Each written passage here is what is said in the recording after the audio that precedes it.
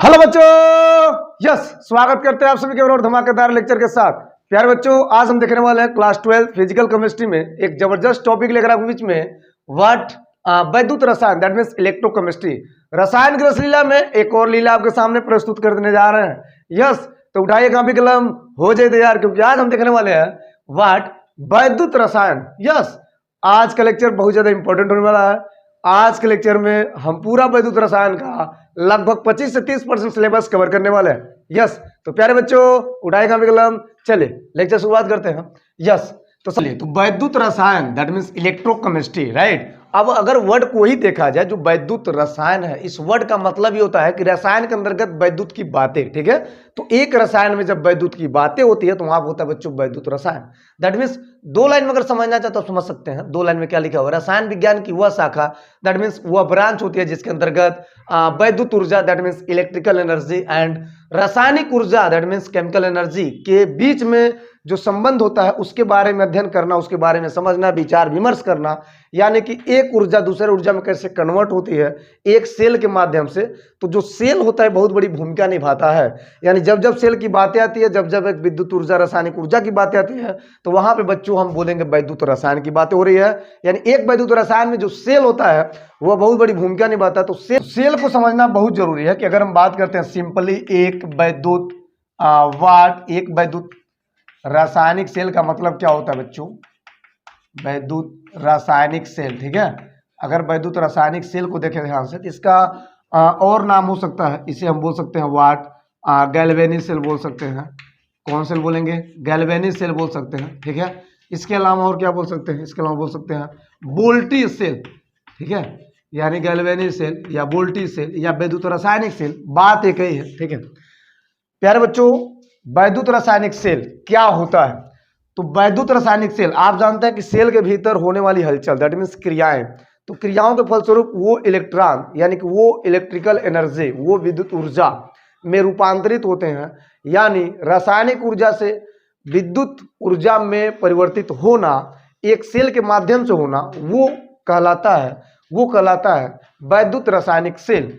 यानी लिख सकते हैं वह सेल, क्या लिखेंगे? वह सेल जो क्या करता है, जो रासायनिक ऊर्जा को, ठीक है, जो रासायनिक ऊर्जा को वैद्युत ऊर्जा में परिवर्तित करता है या रूपांतरित करता है,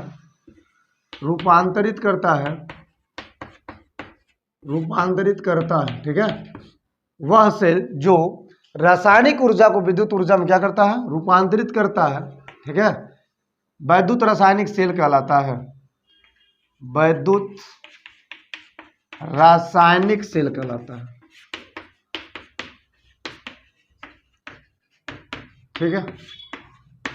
ये राज है। इसमें सबसे अच्छा एग्जाम्पल क्या है? सबसे अच्छा एग्जाम्पल ये है कि इसमें आप ले सकते हैं व्हाट डेनियल सेल, बहुत गजब एग्जाम्पल है। डेनियल सेल ले सकते हैं। डेनियल सेल एक ऐसा सेल है जो क्या करता है? डायरेक्ट केमिकल एनर्जी को व्हाट केमिकल एनर्जी को कन्वर्ट करता है। किसमें करता है? इलेक्ट्रिकल एनर्जी में, राइट। तो जब एक सेल, एक उपकरण क्या करेगा? केमिकल एनर्जी को इलेक्ट्रिकल एनर्जी में कन्वर्ट करेगा, तो वहां पे बोलेंगे, वहां पे जो सेल होता है बच्चों, वहां पे जो सेल होता है उस सेल को हम बोलते हैं विद्युत रासायनिक सेल। क्या बोलते हैं? विद्युत रासायनिक सेल बोलते हैं, ठीक है। क्या बोलते हैं? विद्युत रासायनिक सेल बोलते हैं, ठीक है। चलिए, अगर बच्चों यहीं पर हम बात करते हैं कि इसका अगर विपरीत काम करने वाला कोई सेल आ जाए, जिसे हम कह सकते हैं विद्युत अपघटनी सेल। क्या बोलेंगे? विद्युत अपघटनी सेल। दैट मीन्स क्या होगा?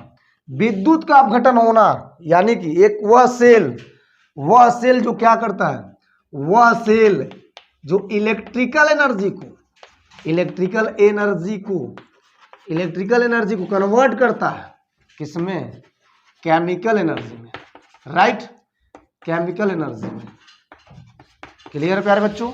तो यहाँ पर इस सेल को हम बोलते हैं वैद्युत अपघटनी सेल, यानी विद्युत अपघटनी सेल ठीक विद्युत रासायनिक सेल का, गैल्वेनिक सेल का या वोल्टी सेल का विपरीत काम करता है। यहाँ पे सिंपली केमिकल एनर्जी कन्वर्ट होगा किसमें, इलेक्ट्रिकल एनर्जी में, और यहाँ पे सिंपल इलेक्ट्रिकल एनर्जी किसमें कन्वर्ट हुआ, केमिकल एनर्जी में।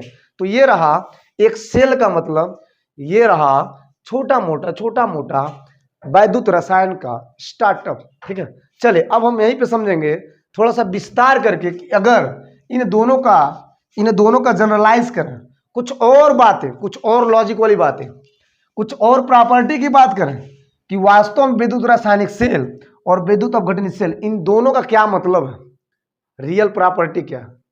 चलिए बच्चों हम समझेंगे कि वैद्युत रासायनिक सेल और वैद्युत अपघटनी सेल में कुछ प्रॉपर्टी, कुछ स्पेशल प्रॉपर्टी यूं बोलेंगे, इन दोनों के बीच में जनरली अंतर क्या होता है। ठीक है, यस। तो बच्चों सबसे पहले वैद्युत रासायनिक सेल यहाँ पे लिख लेंगे, वैद्युत अपघटनी सेल यहाँ पे लिख लेंगे। ठीक है, और बीच में कॉलम देंगे और यहाँ पे ऐसे पहली पॉइंट आप लिख भी चुके हैं कि यह रासायनिक ऊर्जा को विद्युत ऊर्जा में परिवर्तित करता है। इसका क्या होगा, यह विद्युत ऊर्जा को रासायनिक ऊर्जा में परिवर्तित करता है। इतनी बातें तो आप क्लियर कर चुके हैं। अगली बात क्या है, अगली बात यह है कि सेल के भीतर यानी कि वैद्युत रासायनिक सेल में रेडॉक्स अभिक्रिया जो होती है वो स्वतः होती है, अपने आप चालू हो जाती है। ठीक है, यानी एक सेल में रेडॉक्स अभिक्रिया तो आप जानते होंगे। यस, तो रेडॉक्स का मतलब होता है जिस अभिक्रिया में ऑक्सीकरण और अपचयन होता है। यानी अगर ध्यान से देखा जाए, ध्यान से रियलाइज किया जाए तो हर रिएक्शन में कहीं कहीं रेडॉक्स रिएक्शन की बातें आती है, कहीं कि ऑक्सीकरण होता है, कहीं क्या होता है, अपचयन होता है। तो ऑक्सीकरण अपचयन को ही रेडॉक्स अभिक्रिया कहते हैं सिंपली। दूसरी इसमें क्या होगी, इसमें रेडॉक्स अभिक्रिया स्वतः नहीं होती है, ये इंपॉर्टेंट पॉइंट वाली बात है। तीसरा बात क्या है, तीसरा बात है इसमें एनोड ऋणात्मक होता है। ये बहुत इंपॉर्टेंट पॉइंट वाली बात है, ये बहुत इसमें थोड़ा सा बच्चे भ्रमित हो जाते हैं, एनोड कब ऋणात्मक होगा, एनोड कब धनात्मक होगा। तो जब भी आप वैद्युत रासायनिक सेल की बात आएंगे तो आप समझ जाइएगा कि एनोड क्या होता है, ऋणात्मक होता है। ठीक है, और कैथोड क्या होता है, धनात्मक होता है। इसी का अगर हम उल्टा कर दें तो यहाँ पे तीसरा पॉइंट आ जाएगा अपघटनी के लिए, वाट एनोड धनात्मक हो जाएगा और कैथोड ऋणात्मक हो जाएगा। एक तरह से यूं बोला जाए कि जो प्रॉपर्टी होता है, जो अंतर होता है, वो उनकी पहचान करता है, यानी उनके गुणों से उनकी पहचान करता है। ठीक है, अच्छा चौथी पॉइंट क्या है, चौथी पॉइंट ये है कि इसमें लवण सेतु का प्रयोग किया जाता है। लवण सेतु ये भी हम लोग जानने वाले हैं। लवण सेतु बहुत बड़ी रोल अदा करता है, बहुत बड़ी भूमिका निभाता है एक वैद्युत रासायनिक सेल के अंतर्गत। ठीक है, यस। इसमें लवण सेतु की आवश्यकता नहीं होती है, कोई आवश्यकता नहीं है। अच्छा पांचवी बात क्या है, पांचवी इंपॉर्टेंट पॉइंट वाली बात यह है कि इसमें इलेक्ट्रॉन बाह्य परिपथ में एनोड से कैथोड की ओर गति करते हैं, एनोड से कैथोड की ओर मूव करते हैं। इसमें इलेक्ट्रॉन अगर देखा जाए वैद्युत अपघटनी में तो बाह्य बैटरी से प्राप्त होते हैं, ये रियल है, बट कैथोड से घुसते हैं और ये एनोड से बाहर की ओर निकल जाते हैं। तो ये जो भी प्रॉपर्टी आपको दिया गया है वैद्युत रासायनिक सेल में, वैद्युत अपघटनी सेल में, इन दोनों के बीच में बहुत जबरदस्त अंतर देता है, या यूं बोले अलग अलग पहचान देता है। ठीक है, अब बच्चों हम क्या करेंगे, अब यहाँ पे टोटली डिस्कशन करना है कि एक वैद्युत रासायनिक सेल, दैट मीन्स ये बहुत इंपॉर्टेंट होने वाला है कि एक वैद्युत, चले बच्चों अब हम समझेंगे कि एक विद्युत रासायनिक सेल, दैट मीन्स लेने वाले हैं गैल्वेनिक सेल, वोल्टी सेल। इसमें एक एग्जाम्पल लेंगे जिसका नाम होगा डेनियल सेल। बहुत ही प्यारा सा सेल होता है। इसमें कैसे हलचल होता है, कैसे इलेक्ट्रॉन का फ्लोटेशन होता है, यूं बोले कि एक रासायनिक ऊर्जा से कैसे विद्युत ऊर्जा में कन्वर्ट होता है, पूरे हलचल को समझेंगे। और इसी के बीच में, सेलों के बीच में एक साल्ट ब्रिज का क्या अपना अलग महत्व होता है, उसको जानेंगे। यस, तो हम लेने वाले हैं डेनियल सेल, बट उससे पहले आपको बता दें कि किसी भी सेल के भीतर एक पाया जाता है इलेक्ट्रोड। इलेक्ट्रोड में दो प्रकार के इलेक्ट्रोड होते हैं, वाट एक होता है एनोड, एक होता है कैथोड। प्यारे बच्चों, अगर हम बच्चों बात करते हैं एक इलेक्ट्रोड को लेकर के, ठीक है, तो एक इलेक्ट्रोड का मतलब क्या होता है, एक इलेक्ट्रोड में दो चीज होगा, एक होगा वाट, एक होगा एनोड, एक होगा कैथोड। ठीक है, एक क्या होगा एनोड होगा, ठीक, और एक क्या होगा कैथोड होगा। ठीक है, तो प्यारे बच्चों अगर हम बात करते हैं एनोड को लेकर के, तो एनोड में आपको बता दें कुछ बातें याद रखना पड़ेगा आपको, जैसे लोन हो जाएगा। ठीक है, लोन का मतलब होता है यहाँ पे ये लेफ्ट में होता है, लेफ्ट मतलब बायां। ठीक है, और ओ का मतलब होता है ऑक्सीडेशन, क्या बोलेंगे, ऑक्सीडेशन। ठीक है, क्या बोलेंगे, ऑक्सीडेशन, ऑक्सीडेशन। ठीक है, दैट मीन्स ऑक्सीडेशन का मतलब होता है इलेक्ट्रॉन का दान। यस, ए की बात करें तो बच्चे इसका मतलब होता है एनोड, ठीक है, और एन का मतलब होता है नेगेटिव। तो इतनी बातें हैं जो आपको समझ लेनी चाहिए कि एक एनोड का जो पहचान है, एक एनोड की जो हुलिया है वो लोन है। क्या है? लोन है, ठीक है। इसके अलावा अगर हम कैथोड की बात करें तो कैथोड मतलब होता है R R Raghav Ram, Raghav Ram, Raghav Ramchandra Prasad, Raghav Ramchandra Prasad, that means Raghav Ram Chandra Prasad, Chandra Prasad नाम एक ही है, देखिए कितना बड़ा नाम है, राघव रामचंद्र प्रसाद। यानी बच्चों राघव, आर का मतलब होता है राइट में रहेगा, ठीक है, कहाँ रहेगा? राइट में। और इसका मतलब होता है रिडक्शन। क्या होगा? रिडक्शन, दैट मीन्स इलेक्ट्रॉन का ग्रहण बोल सकते हैं, इलेक्ट्रॉन का ग्रहण। सी का मतलब होता है कैथोड, राइट, और पी का मतलब होता है पॉजिटिव, ठीक है। तो ये रहा बच्चों छोटा मोटा एक लॉजिक समझ सकते हैं इलेक्ट्रोड को समझने के लिए। तो इलेक्ट्रोड में दो इलेक्ट्रोड आप जानते हैं, पूरी दुनिया जानती है, इसमें कोई लॉजिक है नहीं। तो जब जब बैटरी आएगा इलेक्ट्रोडवा में दो इलेक्ट्रोड, एनोड और क्या हो जाएगा? कैथोड। तो यहाँ पे कौन सा इलेक्ट्रोड है? किस बैटरी के लिए इलेक्ट्रोड है? ये है विद्युत रासायनिक सेल के लिए। यानी जब विद्युत रासायनिक सेल आएगा तो वहां पे एनोड, एनोड का काम करेगा, एनोड का काम करेगा। एनोड का जो सिंबल होगा वो लोन से होगा और कैथोड का राघव राम चंद्र प्रसाद से होगा, ठीक है। तो ये है बच्चों एक इलेक्ट्रोड के बारे में। अब चलिए अब क्या करेंगे, अब फाइनली डेनियल सेल लेंगे। क्या लेंगे? चले बच्चों, तो फाइनली हम समझेंगे कि वास्तव में जो डेनियल सेल होता है, ठीक है, डेनियल सेल को अगर समझना है, दैट मीन्स वैद्युत अपघटनी सेल को समझना है, तो यहाँ पे एक डेनियल सेल काम कैसे करता है, उसमें हलचल कैसे होता है, यूं बोले कि इलेक्ट्रॉनों का प्रवाह कैसे होता है। तो बच्चों सबसे पहले आपको डेनियल सेल अगर बनानी है या इसको ज़्यादा समझना, आप क्या करो, सबसे पहले दो मेटल राड ले लेंगे, एक जिंक का और एक क्या लेंगे? कापर का, ठीक है। ये दो धातु की छड़ें लेंगे, ठीक है, और इन दोनों को अलग अलग प्रकार के विलयन में डुबाएंगे। कैसे? कि यहाँ पे सबसे पहले एक कंटेनर यहाँ पे ले लिए, ठीक है, और जस्ट एक कंटेनर यहाँ पे ले लिए। अब होगा क्या कि इसमें डुबा दिए एक छड़ और इसमें डुबा दिए एक छड़, ठीक है। सपोज क्या है, ये है जिंक छड़ और ये है कापर की छड़, ठीक है। तो बच्चों यहाँ पे देंगे जिंक सल्फेट का विलयन। कौन सा विलयन? जिंक सल्फेट का विलयन, ठीक है। और यहाँ पे क्या देंगे? यहाँ पे देंगे कापर सल्फेट का विलयन। कौन सा विलयन? कापर सल्फेट का विलयन, ठीक है। अब बच्चों क्या होगा कि यहाँ पे जिंक को और कापर को एक में अल्टरनेट कर देंगे, दैट मीन्स एक गैल्वानोमीटर की सहायता से, ठीक है, एक गैल्वानोमीटर की सहायता से। क्यों? क्योंकि गैल्वानोमीटर का काम होता है धारा को मापना। अब धारा को मापनी है या धारा के प्रवाह को समझनी है तो आपको गैल्वानोमीटर तो लेना ही पड़ेगा।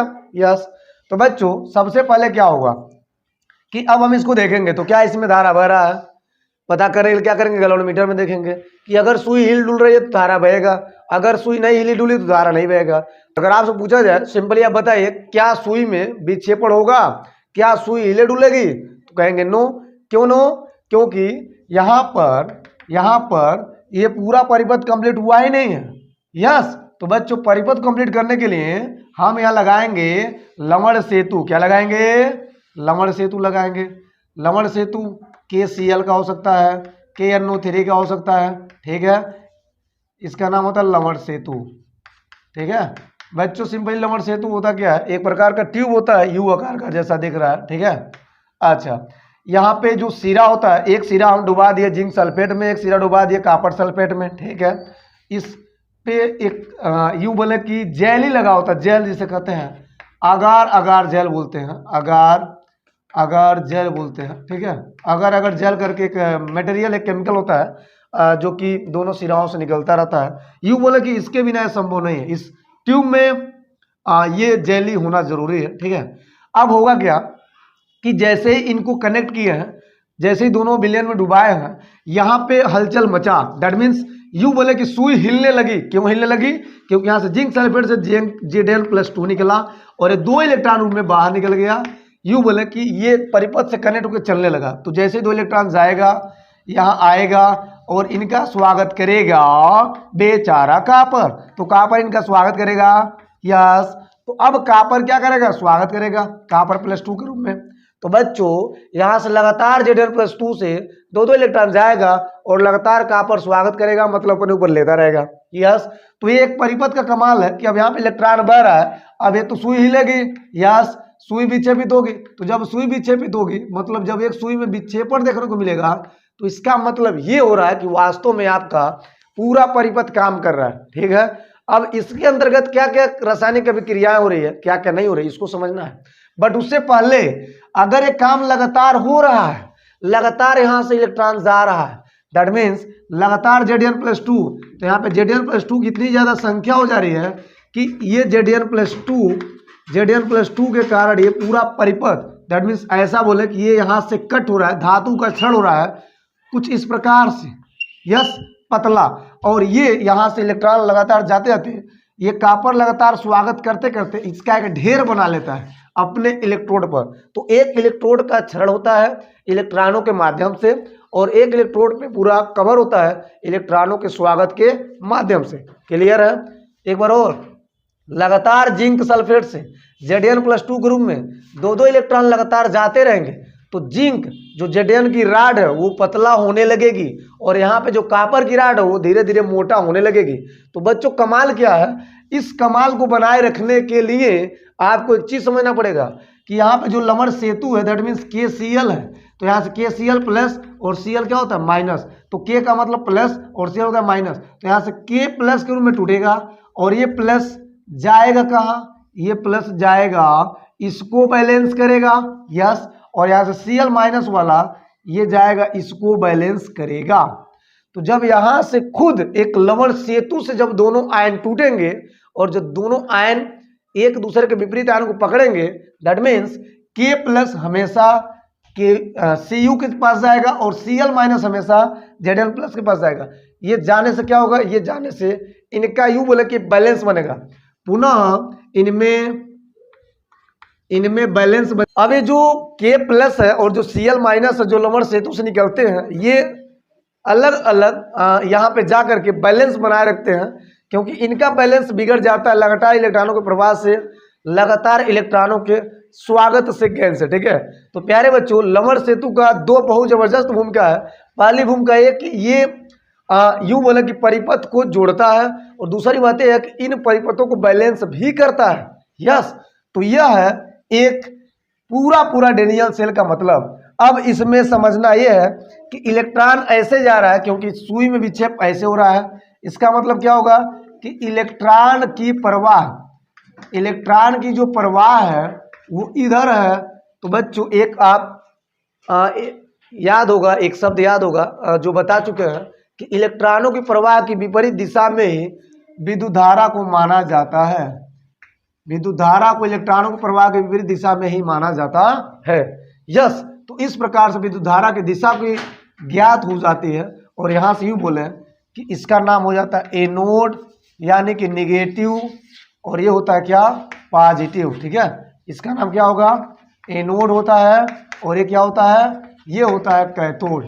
यस, चलिए अब यहाँ पे समझते हैं कि ये जो पूरा सेल बना है अगर इसको आधा आधा पर से डिवाइड कर दें तो यहाँ पे इस सेल में एक अभिक्रिया होगा, यूँ बोले कि अर्ध अभिक्रिया होगा, और इस सेल को अगर हम आधा डिवाइड कर दें तो इसमें एक अर्ध अभिक्रिया होगा। तो बच्चों यहाँ पे अगर ध्यान से देखा जाए तो Zn+2 बनेगा जब ये दो इलेक्ट्रॉनों का दान किया, तो इसको बोलते हैं अर्ध ऑक्सीकरण अभिक्रिया। क्या बोलेंगे, अर्ध ऑक्सीकरण अभिक्रिया। ठीक है, यस, और यहीं पर अगर देखा जाए तो कॉपर ने क्या किया, कॉपर ने दो इलेक्ट्रॉन को लिया तो कॉपर +2 बनाया, तो इसे बोलते हैं अर्ध अपचयन। क्या बोलेंगे, अर्ध अपचयन अभिक्रिया। यस, तो इस प्रकार से दोनों सेल में ये जो हम सेल बनाए हैं आधे आधे परिपथों में क्या हो रहा है, एक में हो रहा है अर्ध ऑक्सीकरण, एक में हो रहा है अर्ध अपचयन, और ये दोनों मिल करके बच्चों बनाते हैं एक सेल में रिएक्शन। अगर आप देखना चाहते हैं ऐसे लिख सकते हैं कि जो Zn होता है दैट मीन्स Zn+2 के रूप में वाट 2 इलेक्ट्रॉन एंड यहाँ पे देखा जाए दोनों को जोड़ दें, कॉपर प्लस टू इलेक्ट्रॉन क्या होगा, कॉपर। ठीक है, दोनों को जोड़ेंगे तो बच्चों क्या होगा, इलेक्ट्रॉन इलेक्ट्रॉन क्या हो जाएगा, कैंसिल हो जाएगा। यहाँ हो जाएगा Zn प्लस कॉपर प्लस 2। ठीक है, यहाँ पे हो जाएगा वाट Zn प्लस 2 प्लस कॉपर। ठीक है, तो बच्चों ये जो रिएक्शन मिला है इसे ही कहते हैं cell reaction, that means cell अभिक्रिया। क्या बोलेंगे, सेल अभिक्रिया। ठीक है, कुछ इस प्रकार से। तो ये रहा आपका एक सेल के बीच में हलचल, एक डेनियल सेल का पूरा मतलब। ठीक है, चलिए एक बार और पूरा शुरू से रिवाइज कराते हैं।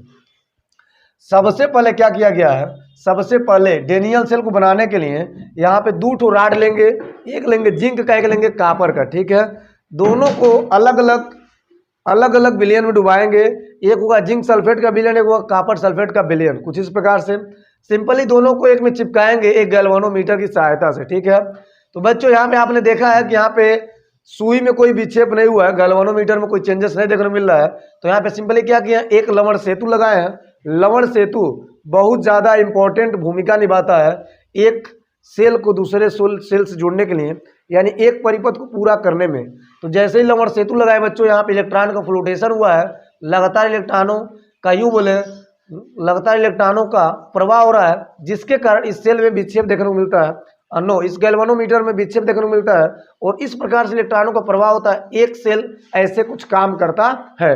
अब लगातार इलेक्ट्रॉनों के प्रवाह के कारण यहाँ पर आपने क्या देखा था कि यहाँ से Zn प्लस 2 की लगातार संख्या बढ़ती जा रही है और यहाँ पे इस परिपथ के माध्यम से यहाँ पे कॉपर ज़्यादा ही मोटा होता जा रहा है और यूँ बोला कि Zn का क्षरण होने लगता है।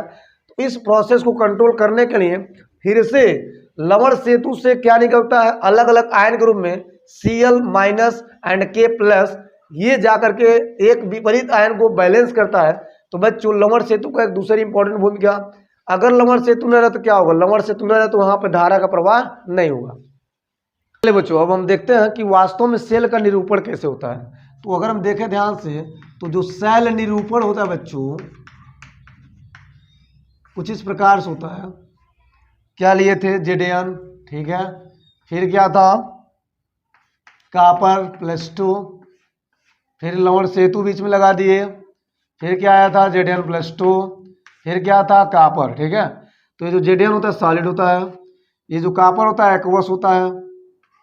ठीक है, और ये जो होता है एक्वस और ये क्या होता है सॉलिड।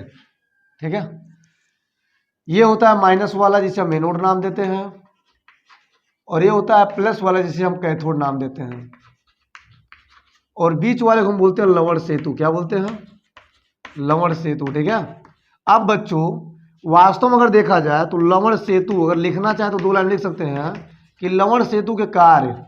तो लवण सेतु का कार्य, पहली कार्य क्या है, परिपथ को पूरा करना। क्या लिखेंगे, परिपथ को पूर्ण करना। ठीक है,